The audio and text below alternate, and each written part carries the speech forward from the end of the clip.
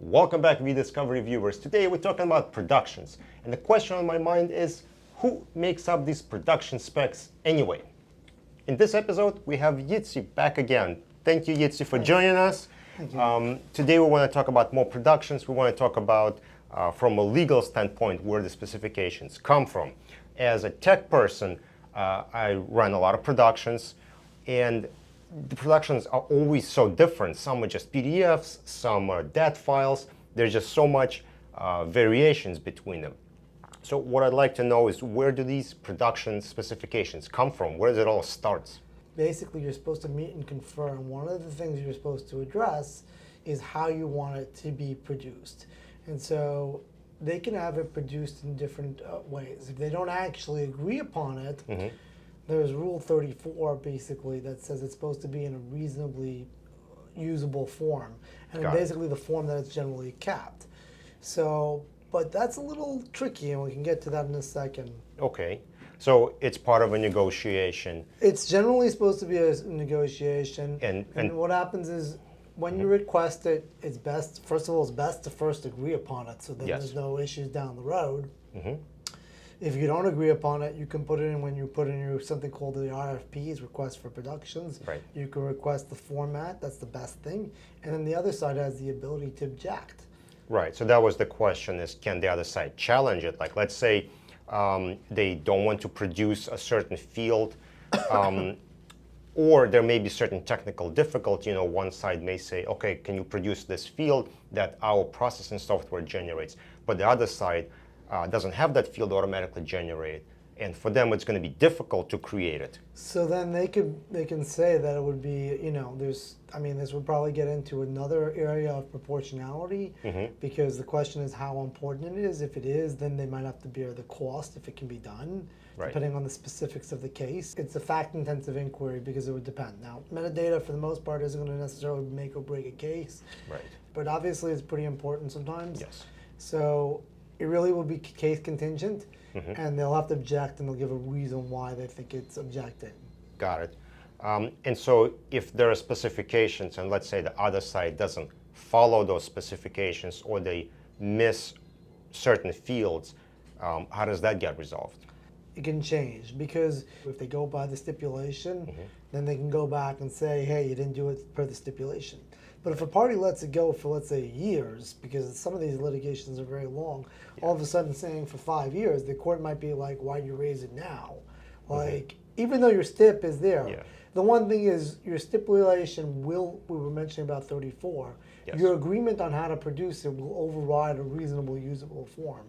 I saw a case which was from 2014, which is a little funky, but basically it said it would produce certain fields like to, from, CC, BCC, but then in the next sentence it said it would be produced as PDFs, TIFFs, text, not native, so it doesn't say anything about producing the metadata.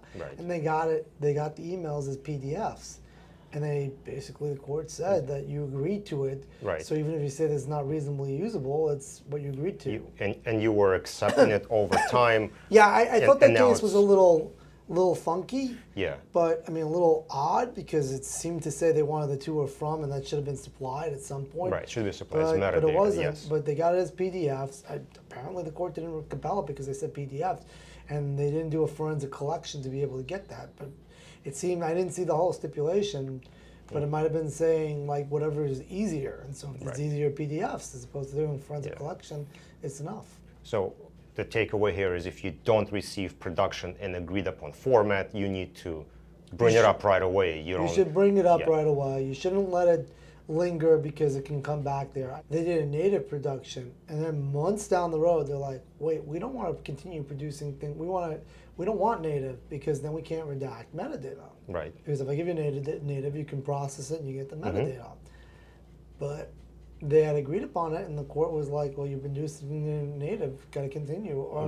And they might have let for future, I don't remember the specifics of the case, because this was a while ago, but you really want to kind of drill down. I think the larger firms are kind of practice this. They know, they follow certain formats, and they bring it up pretty quickly. All right, so the next question is, can two parties produce in two different formats? Because one thing I've noticed is, when I create a production, it's usually TIFF, native, text, But when I receive them, sometimes it's just PDFs. Like, how does that work? Why would there be So this productions gets in different into formats? different formats because I think if the cases that you're dealing with for the most part, maybe because you have third-party productions and you're gonna be a little more lenient for the most part. So let's say company A and company B are within a litigation, but company C has related information but is not a party to the litigation. So I may subpoena, which means is I'm requesting data from company C that may be to prove my case, and they're kind of tangentially related, but they're a third party, they're not the actual thing. There may be differences on it. Or if, let's say, in some cases, it may be agreed upon that because of costs, I'm going to let the other party do it in one format. Right. You know, it's case contingent, but definitely with third parties, I can see it differently being produced in different formats. Also because the third party just doesn't care. What are you going to do to them? They're not party to the litigation. All right, well, I think that answers my question pretty well. All right. The last series of questions I have, what if you have technical errors? You have problems in your production.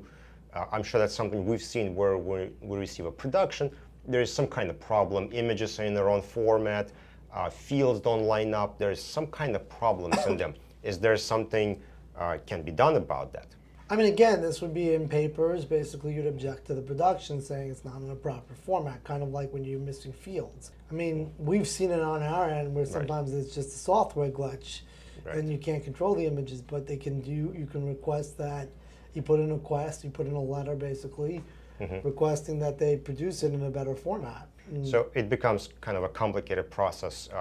A vendor raises it up to their client and the client has to raise it up again, Right, yeah. and the process continues from there. Yeah, I'm saying because this is part of the infighting. I mean, Yeah. sometimes the attorneys get lost in the weeds fighting over this stuff, which is not the point. And The this point is to where they facilitate- call us and they say, we don't want to deal with it, can you just fix it, right? Can you just make do with it? We don't want to fight this, can you just make it work Right, somehow? because sometimes you'll raise issues in front of the judge about deficiencies or things that you're requesting are missing, and you have to dig into it.